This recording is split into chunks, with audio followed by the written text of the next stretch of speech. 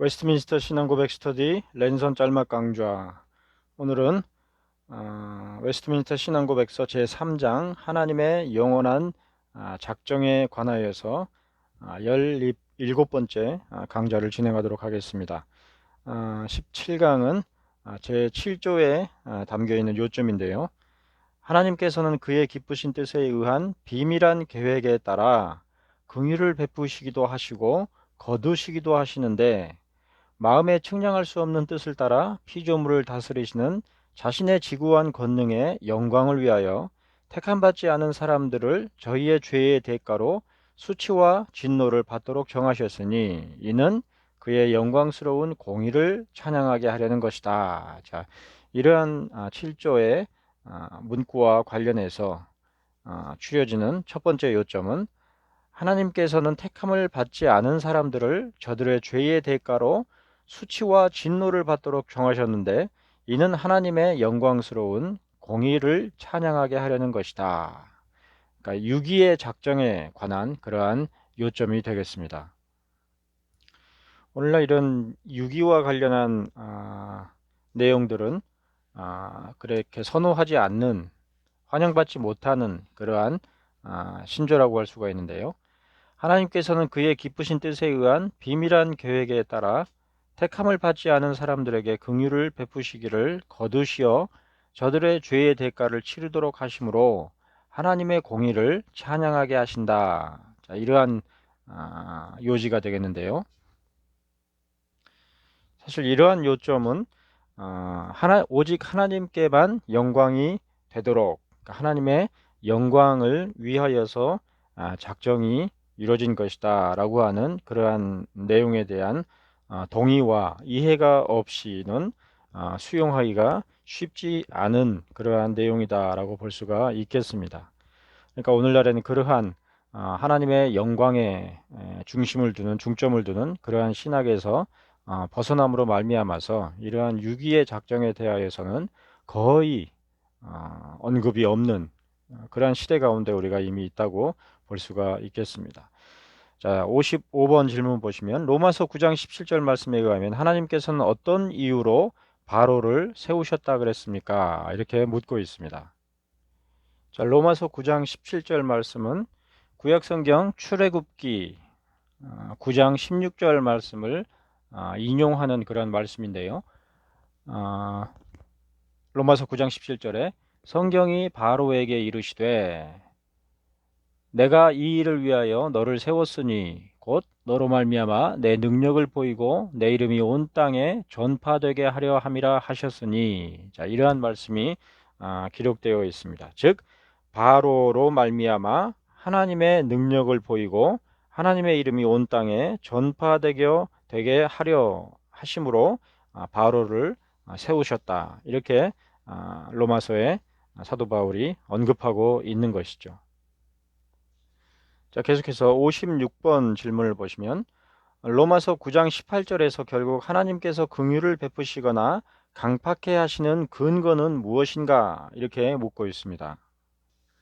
자, 바로에 대한 언급을 한 다음에 곧장 18절에서 그런즉 하나님께서 하고자 하시는 자를 긍휼히 여기시고 하고자 하시는 자를 완악하게 하시느니라, 이렇게 기록되어 있는 것을 볼 수가 있는데요.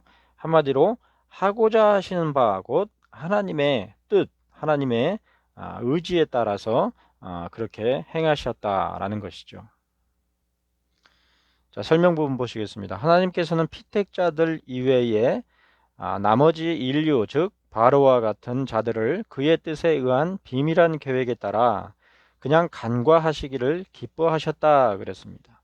그러니까 유기자들이죠. 그리고 그들의 죄의 대가로 치욕과 진노에 이르도록 정하셨으니 이로 인하여 피조물에 대한 하나님의 주권적 권능의 영광과 공의가 드러나도록 하신 것이다. 이렇게 설명하고 있습니다.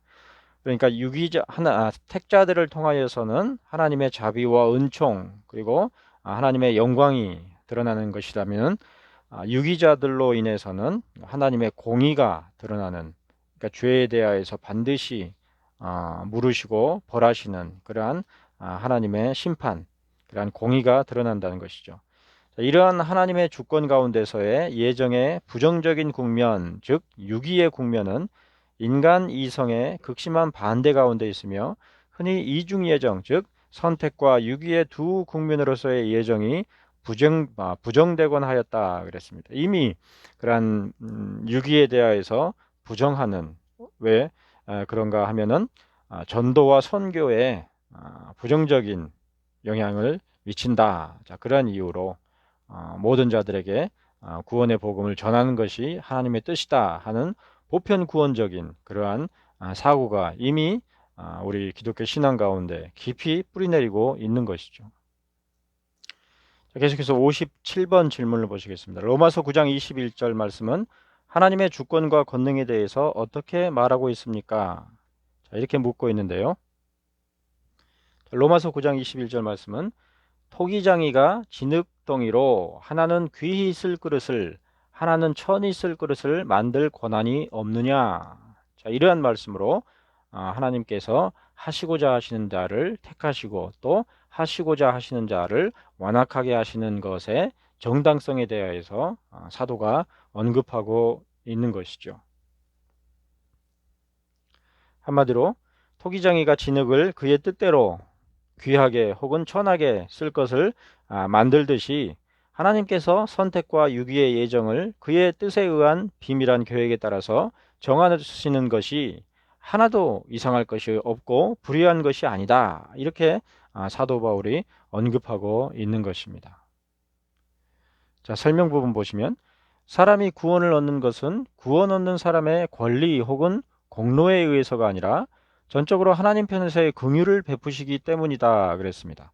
그러니까 모든 인류가 아담 안에서 범죄하였고 부패하고 타락하여서 늘 나면서부터 죄를 행하는 그러한 전적인 타락과 부패 가운데 있는 것이 모든 인류의 상태이지만 그러한 가운데서 하나님의 택하심을 받고 긍휼에 덧입힌 바 되는 그러한 자들이 긍휼의 은총을 받는 그러한 것이 하나님으로 말미암아서지 그 사람의 어떤 것들도 고려함이 아니라는 것이죠.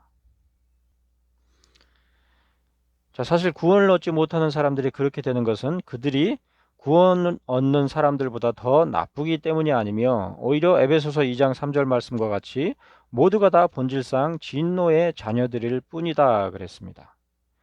그러니까 이 말씀에 대하여서 흔히 오해하기를 그럼 모두가 죄인인데 왜 누구는 구원하고 누구는 구원하지 않으시느냐, 그거는 불공평하지 않느냐 이렇게 주장하는 경우들을 종종 볼 수가 있는데 사실 모두가 죄인이라는 것은 동일한 조건인 것이고 그 가운데 하나님께서 택하셨다는 것은 긍휼이기 때문에 우리로서는 사실 할 말이 아닌 것이죠.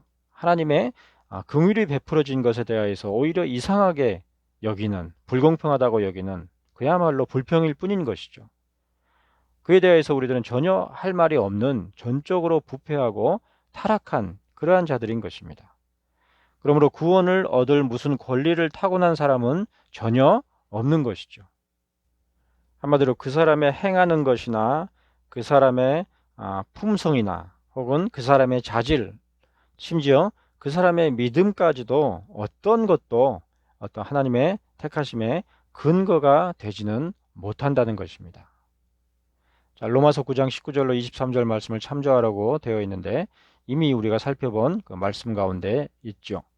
자, 하나님의 작정에 있어서 죄는 하나님의 작정 안에 있는 것이지만 그럼에도 불구하고 죄의 원인이 하나님께 있는 것은 아니다 그랬습니다. 그러니까 하나님께서 죄를 범하게 하심으로 말미암아서 죄를 범했던 것이 아니라는 것이죠.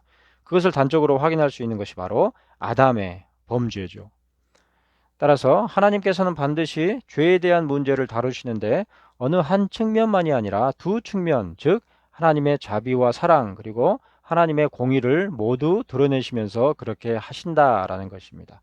죄에 대하여서 분명하게 하나님께서 심판하심과 아울러서 그러한 가운데서도 하나님의 자비와 사랑을 드러내시는 그것이 하나님의 영원한 작정 가운데서의 선택과 유기의 국면이지 인간적인 불평과 같이 왜 똑같은 죄인들인데 누구는 구원하고 누구는 구원하지 않으시는가?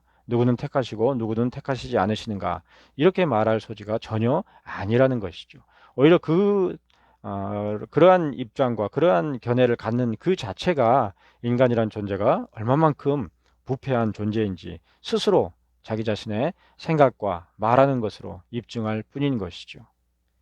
자, 계속해서 하나님의 영원한 작정에 대해서 살펴보도록 하겠습니다. 오늘은 여기까지 마치겠습니다. 감사합니다.